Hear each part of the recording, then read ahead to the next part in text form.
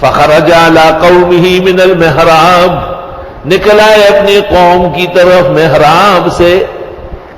محراب روح المانی میں ہے وہ محل صلاتہ و موضع مناجاتہ. فقہاء کہتے ہیں فقہ کی کتاب میں چھوٹی فقہ کنز دے جڑ رنز دے، محراب میں امام نہ کھڑے ہو. ہمارے قاری صاحب کھڑے ہوتے اس مسئلے پہ عمل کر کے جمعے میں وہ پڑھاتے سجدہ و دہر، میرے سر ٹکرا جاتا ہے. بابا قرآن میں ہے وَهُوَ قَائِمٌ يُصَلِّي فِي الْمِحْرَابِ، زکریا علیہ السلام محراب کے اندر نماز پڑھتے ہیں. یہ لکھنا کہ جی محراب کے باہر ٹانگے اور باندھے اوپر اور ڈٹولے غلط ہے اور کمزوری اور فضول خبری ہے، متشابہ بالیہود ہے، دازان نہ خبری ہے. نصوص کے خلاف قیاس کی کیا حیثیت ہے؟ اب بعض خانوادوں نے لکھا ہے کہ محراب خارج مسجد ہے، شرم تم کو مگر نہیں آئی.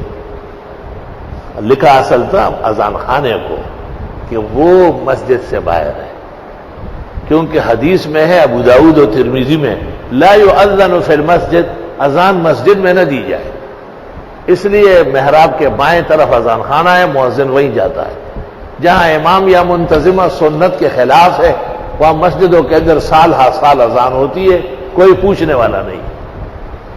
صرف خطبے کی جمعے کی اذان وہ مسجد میں، کیونکہ وہاں لکھا ہے بین یدی المنبر یا بین یدی الخطیب، وہ مسجد میں ہو سکتی ہے. پس نکل آئے زکریا علیہ السلام قوم کی طرف اپنی جائے مناجات سے، اپنے محل عبادت سے جس کا نام محراب ہے. اس سے یہ بھی پتہ چلا کہ محراب مسجد کی ضرورت ہے. بعض فرقوں کا یہ کہنا کہ مسجد کے اندر محراب بعد میں بنا ہے، ان کو شرم کرنا چاہیے. محراب نبوی مدینہ منورہ میں، محراب و ابی بکر مدینہ منورہ میں، محراب و عثمان مدینہ مسجد نبوی میں باقاعدہ موجود ہے ابھی تک. پتہ نہیں کس کمعقل بےہودہ انسان نے لکھ دیا کہ محراب کے بغیر مسجد. یہ تو غیر مسلموں کا معبد ہوتا ہے. مسلمانوں کی مسجد محراب اور مینار.